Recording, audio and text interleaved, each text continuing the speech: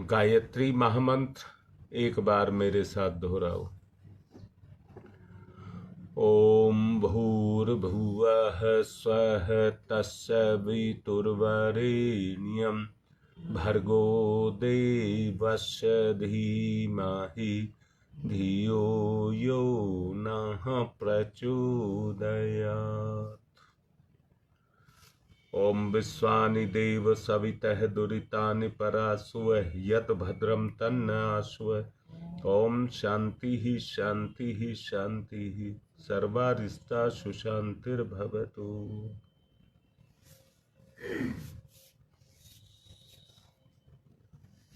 मेरे ही अपनों, कल मैंने बड़े अपनत्व के साथ में एक बात आपसे कही थी।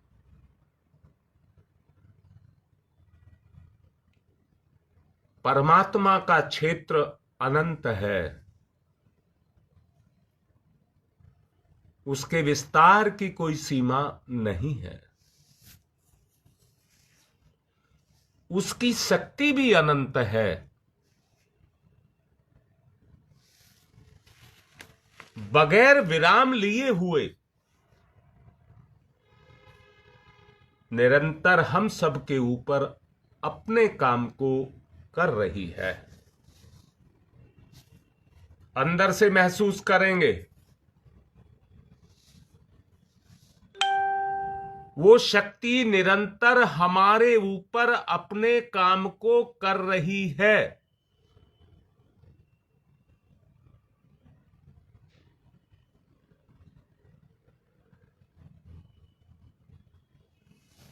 बेटा सारी बात बताऊंगा।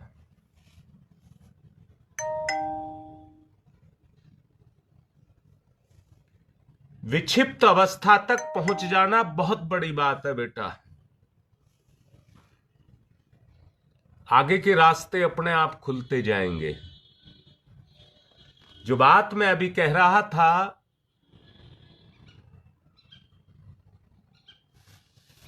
एक तो अपने आपे को देखेंगे,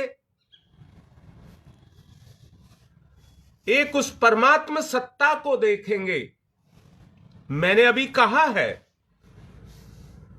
वो सत्ता निरंतर अपने रस को हमारे ऊपर बरसाती रहती है। महसूस करिए, बस महसूस करिए।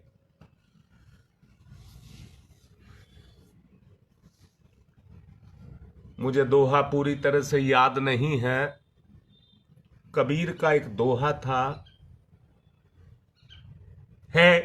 नहीं है। संतो आई रे ज्ञान की आंधी। अब वो पूरा मुझे याद नहीं है।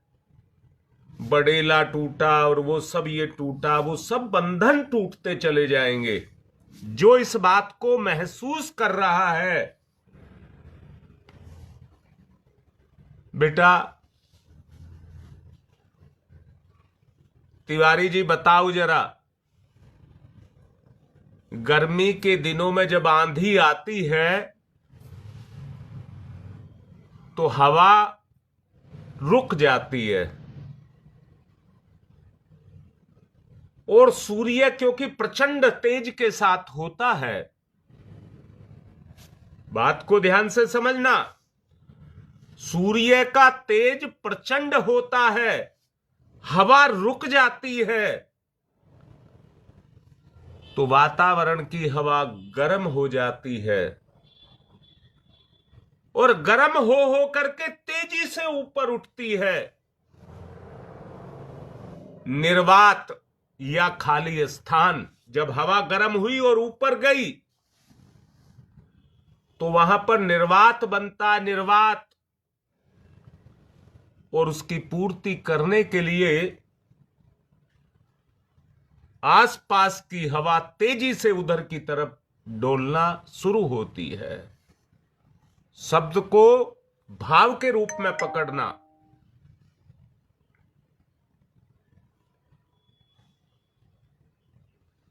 और जब वो तेजी से बढ़ने के रूप में आती है तो आंधी बन जाती है। आंधी तप की गर्मी से, तप के तेज की गर्मी से आपके पाप, आपकी अवस्था में परिवर्तन आएगा।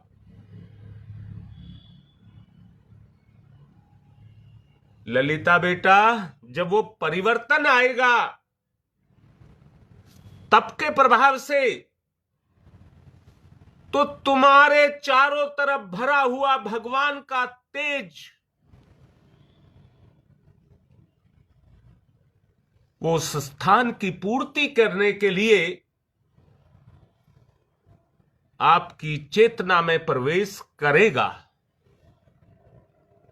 आपकी चेतना में प्रवेश करेगा। जरा अनुभव करो अंदर से।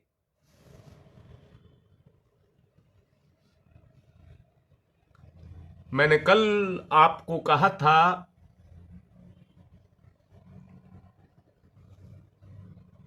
योग बताए थे, योग।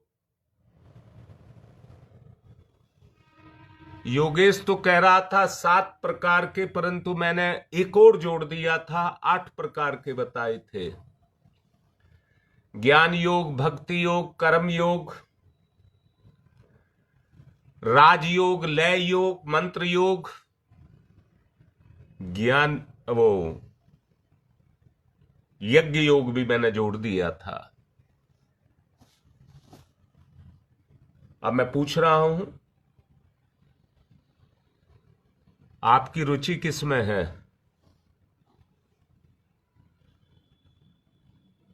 बेटा अंदर जाइए। आपकी रुचि किस में है? तुम्हारी मां कह रही है भोग, तो भोग का योग हो रहा है, देख लो। भोग माने रोग।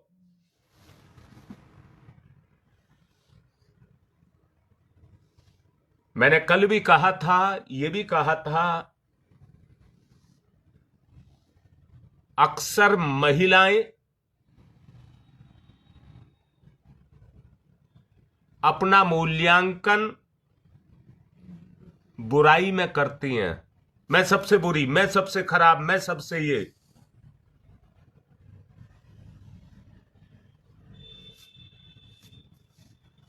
परंतु मैंने कहा था, अपना मूल्यांकन आपको सत्य के आधार पर करना पड़ेगा।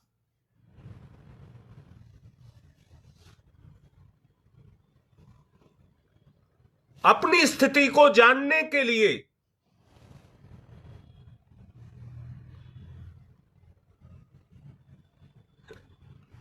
आएगा बेटा, वो आएगा। ललिता, मैं कह रहा हूं आएगा। समय है हर चीज का, दूरी है। एक चीज वहां, एक वहां, एक वहां, तो जितनी दूरी है उतना आपको चलना पड़ेगा।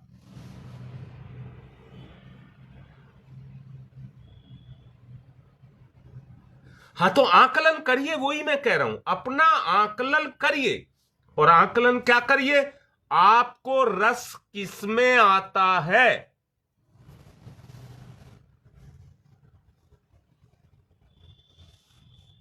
आपको रस किसमें आता है?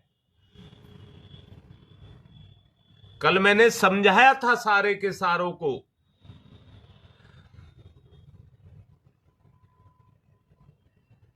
आपको अपनी एक अवस्था में आना पड़ेगा,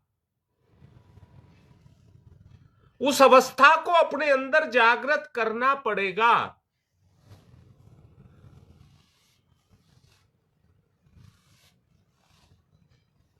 बेटा, महर्षि चरक ने इस बारे में अलग अलग अभिरुचियां, मनोभूमियां, चित्त की भूमियां ध्यान में रख करके चित्त की वृत्ति के निरोध की बात को कहा है। अब यहां मैं एक बात को कहूंगा, ललिता जिस तरह से जोर मार रही है, ये ललिता जोर नहीं मार रही है, वैराग्य जोर मार रहा है, वैराग्य जोर मार रहा है।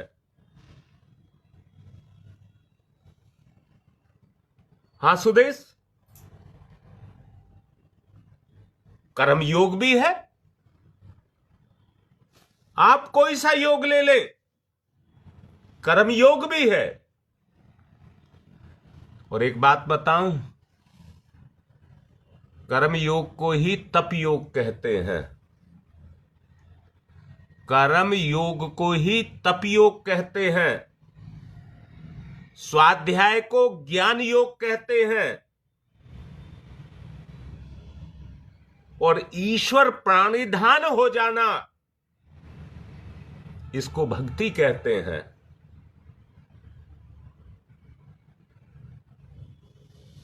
इसको भक्ति योग कहते हैं। ज्ञान, कर्म और भक्ति, ये तीनों योग हैं। अब मैं एक बात आपसे कहना चाहता हूं, अपना मूल्यांकन अंदर से करेंगे। कल भी मैंने बड़ा जोर दे करके इस बात पर कहा था, ईमानदारी से देखिए सत्य के प्रति आपकी श्रद्धा कितनी है। सत्य के प्रति आपकी श्रद्धा कितनी है। जितनी श्रद्धा होगी उतना ही समर्पण भी होगा।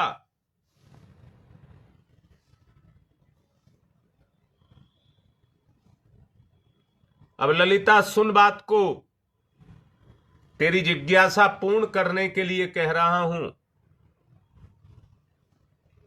एक राजा थे, उनका नाम था उत्तानपाद।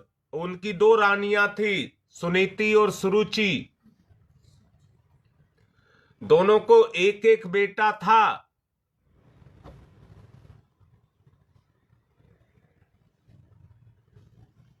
जी,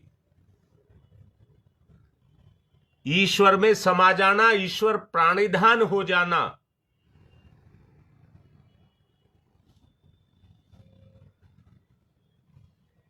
सुदेश, बेटी तू एक नारी है।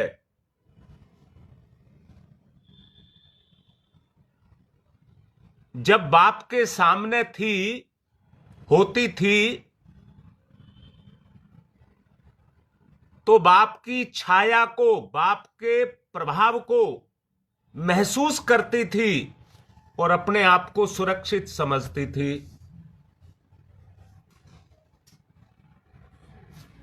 हर औरत देखे इस बात को। शादी के बाद पति मिला तो वहां से उस गुण को पाया। पति चला गया तो बच्चों के प्रति वो भाव जगा। ये वही समर्पण योग है। ये वही समर्पण योग है। अभी मैं बता रहा था उत्तानपाद राजा के बारे में। जो उनकी पत्नी सुरुचि थी, उसने सुनीति के पुत्र ध्रुव को अपनी पति की गोद में बैठे देखा और उसका हाथ पकड़कर जोर से झटककर उसको हटा दिया और अपना पुत्र बैठा दिया। बच्चा रोता हुआ अपनी मां सुनीति के पास गया।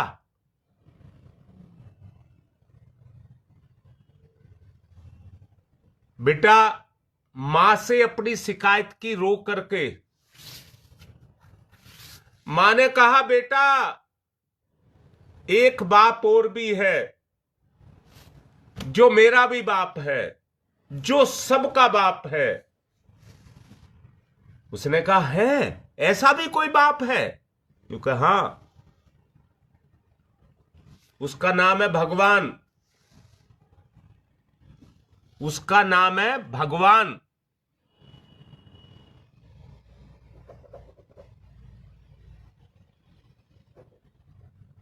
उसने कि वो कहां रहता है। मां ने भगवान के बारे में उसको समझाया।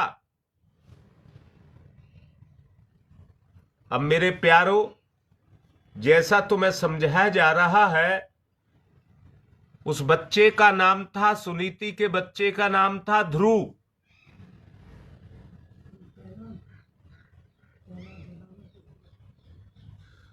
जब ध्रुव मां से अपनी बात को उस मां की बात को सुन रहा था, पूर्व जन्म के संस्कार के कारण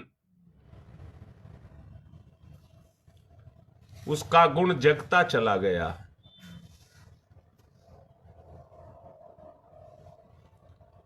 उस बच्चे का गुण जगता, मां के प्रभाव से उसकी चेतना पर प्रभाव पड़ा और उस प्रभाव के कारण बच्चे की चेतना जागृत होती चली गई।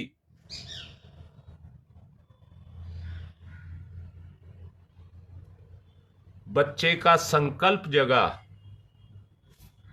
अंदर का संकल्प जगा।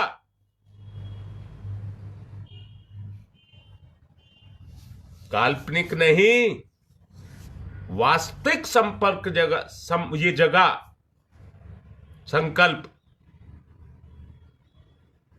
और वो संकल्प उसकी चेतना पर काम करने लगा। बच्चा कहने लगा, मुझे उसी पिता की गोद में बैठना है। इसको आप हठ योग भी कह सकते हैं। उसने कहा, मां बता वो भगवान मेरा पिता कहां पर है। मैंने जो भी बात कही सुदेश का नाम लेकर के, उसे उसमें अपना बाप नजर आया। बाप, भगवान में अपना बाप नजर आया।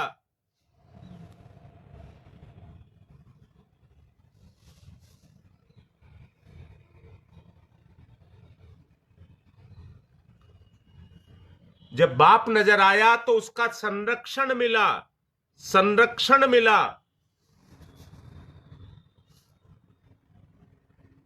और संरक्षण मिला तो मां ने कहा, वैराग्य भाव में चले जाइए, वैराग्य भाव में, वैराग्य भाव में चले जाइए।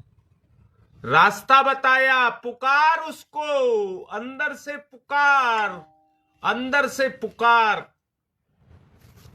बच्चे ने घर छोड़ दिया। इस घर में मेरे लिए जगह नहीं है, मुझे वो लगाव नहीं मिलता। बच्चे ने वो घर छोड़ दिया और दूर जंगल में जाकर के एक पेड़ के नीचे उसके नाम को बार बार लेकर के पुकारने लगा, हृदय से पुकारने लगा, मैं तेरी गोद में बैठना चाहता हूं।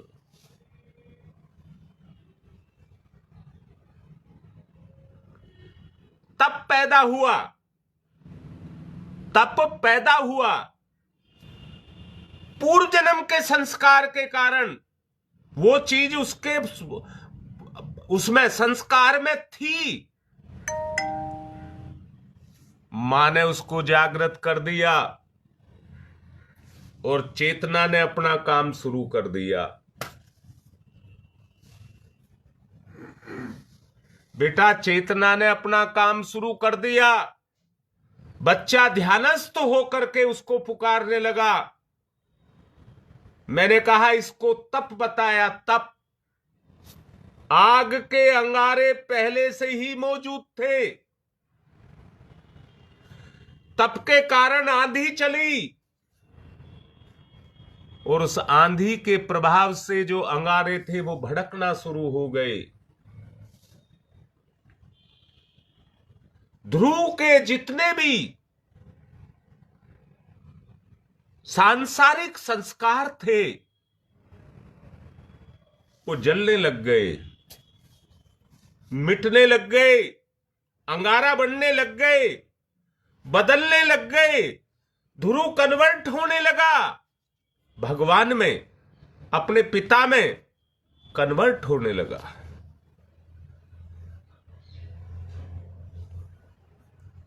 सुदेश बेटी, ये उस लगाव की बात कर रहा हूं जो चित्त से निकलता है और चिंतन में उतरता है, चिंतन में उतरता है। उसी से ज्ञान योग, कर्म योग, भक्ति योग, हठ योग, राज योग, लय योग, बिंदु योग, नाद योग,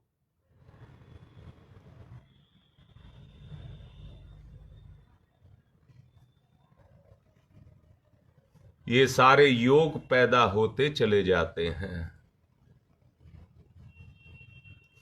आपको किसी एक को चुनना है। ध्रुव अमर हो गया, आज भी सूरज की तरह से, सूरज को तो फिर भी कहते हैं चलता है, परंतु अपने दृढ़ संकल्प के कारण आज भी आकाश में एक ही जगह पर रहता है। शादी में दिन में सूरज और रात को ध्रुव का ही ध्यान कराते हैं।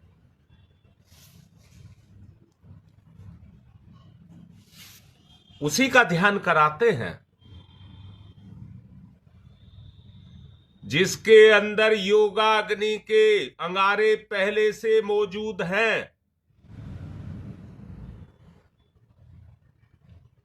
हां बेटा, ध्रुव की तरह से अपनी जिज्ञासा को मजबूत करते चले जाओ। कब होगा, कब होगा वैराग्य पैदा हो जाए, वैराग्य पैदा हो जाए। जी बिल्कुल, जैसे आज गुरुदेव और माता जी अंतरिक्ष में दो बड़े बड़े तारे पैदा हुए हैं और गुरुदेव माता जी का नाम उनको दिया गया है।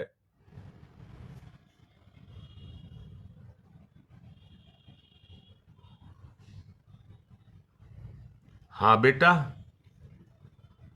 योग तभी तुम्हें चुनेगा जब तुम्हारे अंदर उसका अंश होगा। इसलिए मैं इस बात को कह रहा हूं कि तुम्हें अपना एक रास्ता चुनना है। आप मंत्र जप भी करते हैं, आप यज्ञ भी करते हैं, आप और दूसरे जो गुरुदेव के बताए गए रास्ते हैं उनको अपनाते हैं, स्वाध्याय भी करते हैं। बस इस योग के लिए एक रास्ते को आपको चुनना है, वो आपको अपनी जगह पहुंचा देगा।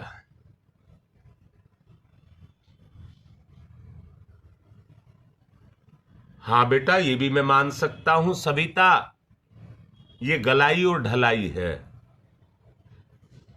मैं और छोटे बच्चों के बारे में कह रहा हूं। आदि शंकराचार्य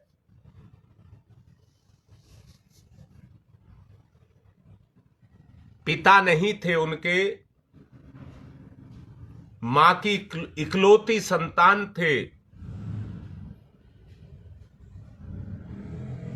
मां सपना देखा करती थी, मेरे बच्चे की शादी होगी, इसकी औरत आएगी, इसके बच्चे पैदा होंगे, मैं उनको खिलाया करूंगी।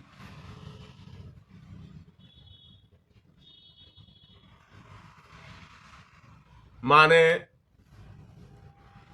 अपने बच्चे से कह करके शादी तय कर दी। शादी के लिए जब वो गए, मंडप में बैठे हुए थे, पंडित जी ने सावधान कहा और सावधान शब्द का प्रभाव ये उनकी चेतना पर जाकर के पड़ा कि पंडित जी मुझे सचेत कर रहे हैं, अब मेरी शादी होगी, फिर मेरे बच्चे होंगे, फिर मैं उनके पेट को भरने के लिए जगह जगह मेहनतें करता फिरूंगा, फिर उनको पालूंगा। सारे वो उसके सामने आकर के रील चल गई उसकी आत्मा कहती है संसार में फंस जाएगा। अंदर से भावना ने जोर मारा और शंकराचार्य जी अपनी महाशासन से उठे और ये जाए, ये भागे, ये भागे, ये भागे, और सब कहने लगे दूल्हा पागल हो गया। वैराग्य जागृत हो गया।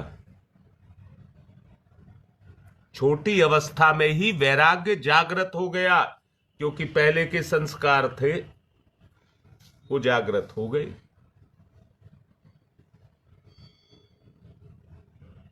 प्रहलाद का नाम आपने सुना होगा। प्रहलाद के बारे में आपको जानकारी भी होगी। ये उत्तम श्रेणी के पूर्व जन्मों के संस्कार और उनके प्रभाव के कारण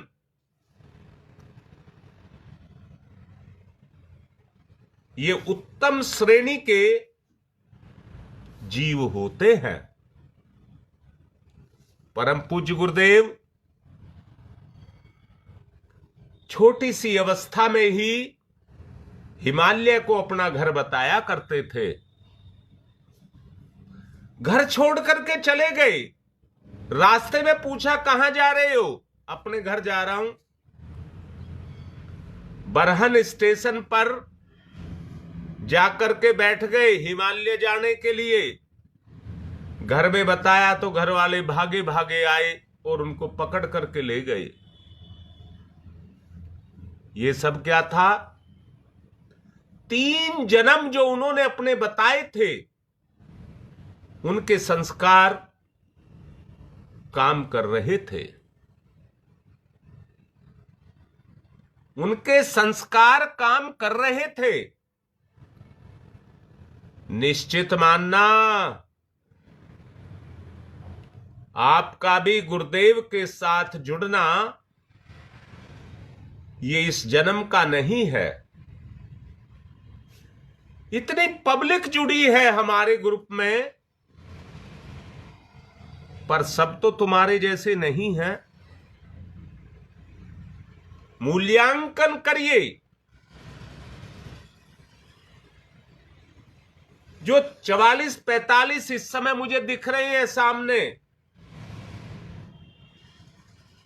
ये उन्हीं में से एक है। और ये मैं कहूंगा इनकी चेतना में वो अंगारे हैं जो ये रोज अपने 7 बजते के साथ ही अपने कामों को छोड़ करके इसके निमित्त अपने समय को निकालते हैं। हां सुदेश, क्योंकि वो अंगारे, वो चिंगारियां आपके अंदर हैं। अगर उनको तप का हवा मिल गई तो वो भड़केंगे। और ये जो लिख रही है ना बेटा, अंदर की बुराइयां जो हमारे संस्कार में हैं, इनको भी अंगारा बना देंगे और आप बहुत ऊंची अवस्था में पहुंच जाएंगे।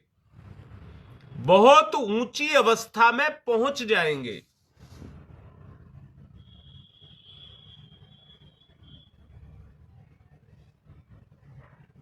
यही योग है शकुंतला, यही योग है जो तुम्हारे अंदर है।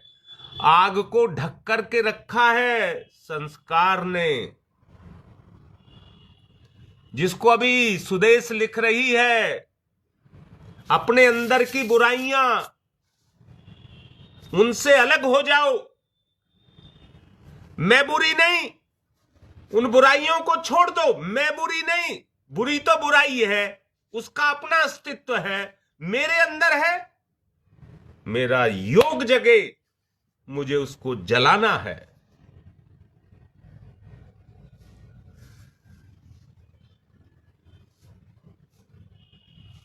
मुझे उसको जगाना है।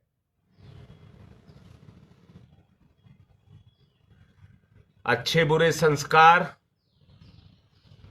अगर ये बुरे संस्कार ना होते तो जन्म ही क्यों होता? ईश्वर की लीला को समझें, अपने जन्म से ईश्वर की लीला को समझें और अपना स्थान सुनिश्चित करें।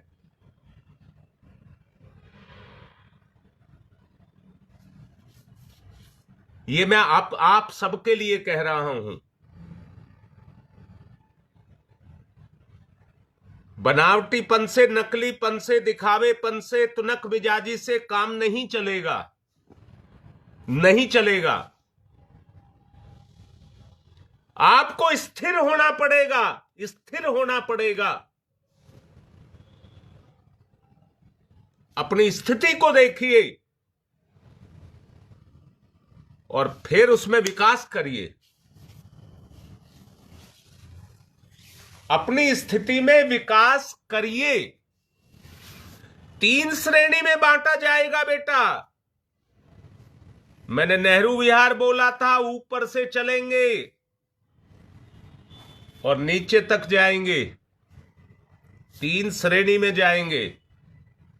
आज मैं उत्तम श्रेणी की बात कर रहा हूं, जो आप सबको दिख भी रहा होगा। एक हलचल, एक उथल पुथल आपको अपने अंदर दिखाई देगी। ये गुरुदेव की कृपा है। एक हलचल, उथल पुथल आपको अपने अंदर दिखाई देगी। जैसी तप शुरू हो जाएगा, वास्तविक बोध हो जाएगा, वैसे ही हवा लगेगी और आग भड़केगी।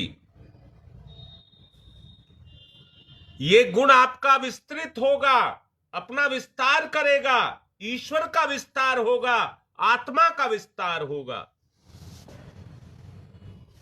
जी योगेश, यही मैं कह रहा हूं। मैंने आप लोगों को कल भी कहा था कि आप सामान्य श्रेणी के व्यक्ति नहीं हैं। अगली जो श्रेणी है आपकी एकाग्रता ही होगी।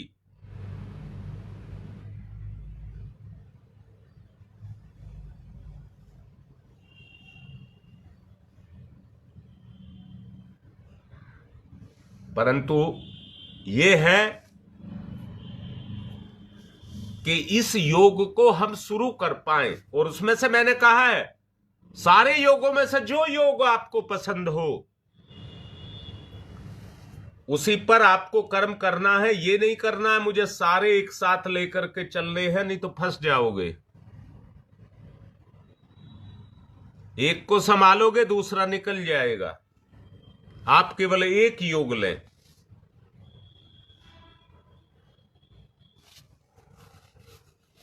एक योग लें।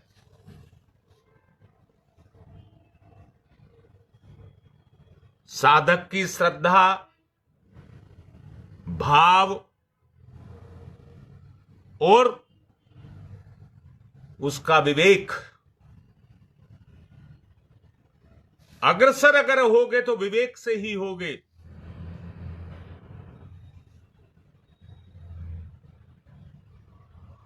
जी बेटा, जी बेटा, जी बेटा, मैं यहीं पर आपका निर्धारण कर रहा हूं।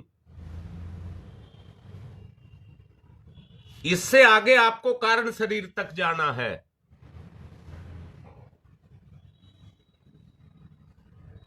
कल बताऊंगा इससे अगली स्थिति, जिसको मध्यम स्थिति कहा जाता है, उसको मूढ़ावस्था भी बोलते हैं।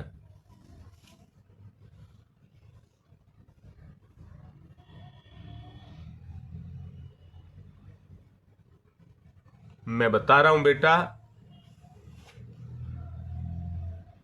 इस वैराग्य से कैवल्य के बीजों को जागृत करना है। मैंने कल भी इसका थोड़ा सा बताया था।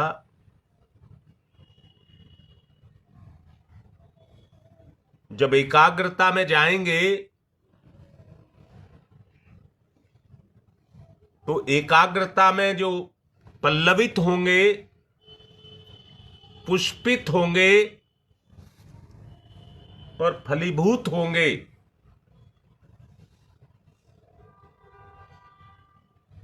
वो निरुद्ध अवस्था के ही बीज उसमें से आएंगे।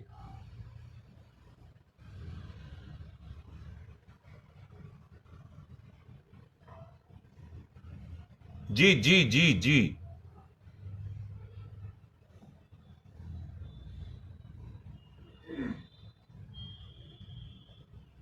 नहीं बेटा, संकल्प को ढीला कभी नहीं करते हैं, अपनी हिम्मत को कभी छोटा नहीं करते हैं, हमेशा ही हमेशा आगे बढ़ने की बात करते हैं। आप अपने अंदर देखिए,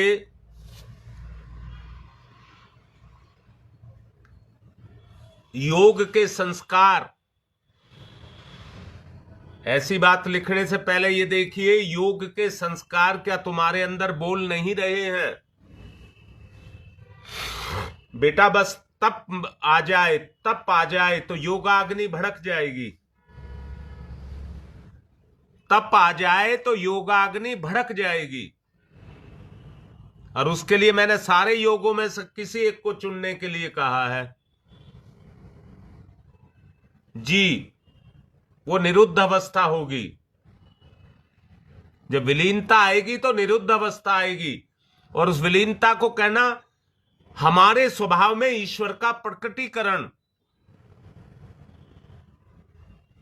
थोड़ा समय नहीं, वो आपके ऊपर है, आपका प्रयास कितना है।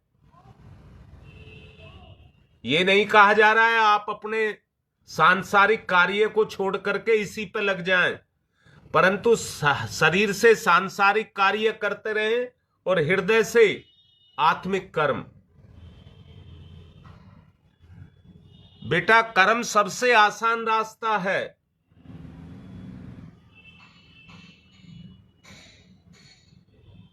कर्म सबसे आसान रास्ता है। बताना ना पड़े, कहना ना पड़े, अपने अंदर से स्वयं संचालित हो जाए।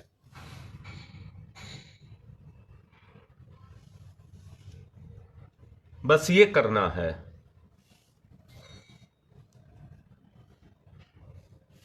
समय क्योंकि हो रहा है, आज उत्तम स्थिति के बारे में मैंने बताया है, कल मध्यम के बारे में बताने का प्रयास करूंगा। बाकी गुरुदेव की इच्छा, जो गुरुदेव चाहेंगे वो ही बताएंगे। ओम तमसो मा ज्योतिर्गमय, तमसो मा ज्योतिर्गमय, तमसो मा ज्योतिर्गमय,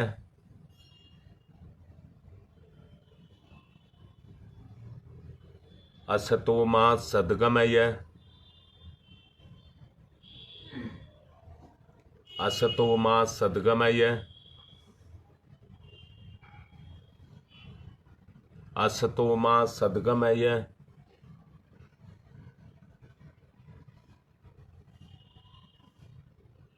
असतो मा सद्गमय,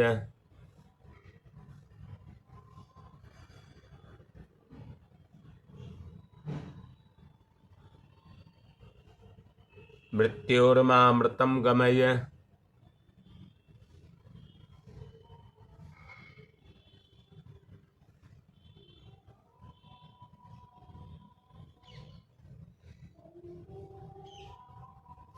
तमसो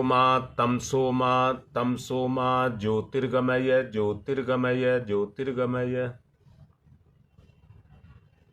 असतो मा अस्तो मा सद्गमय, सद्गमय, सद्गमय,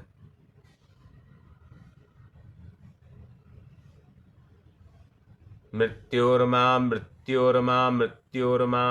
गमय, अमृतं गमय, अमृतं गमय।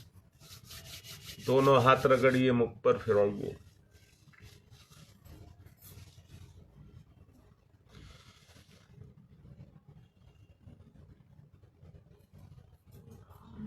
पवन बेटा,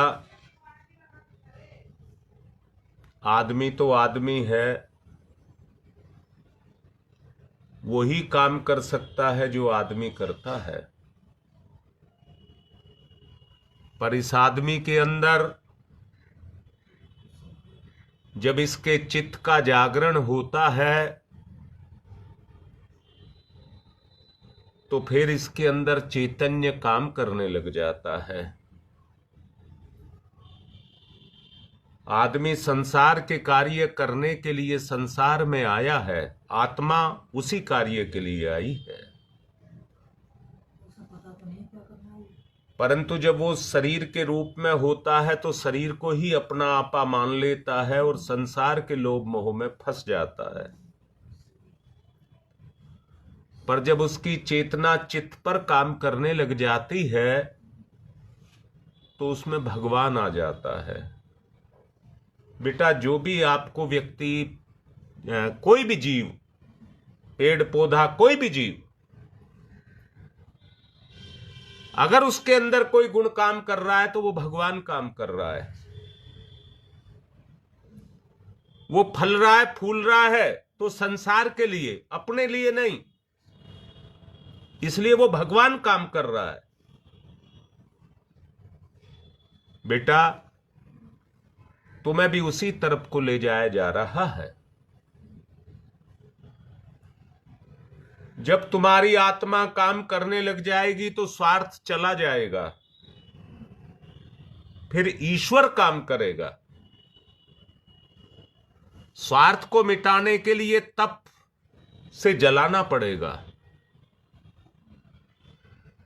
योग के अंगारे पैदा होंगे,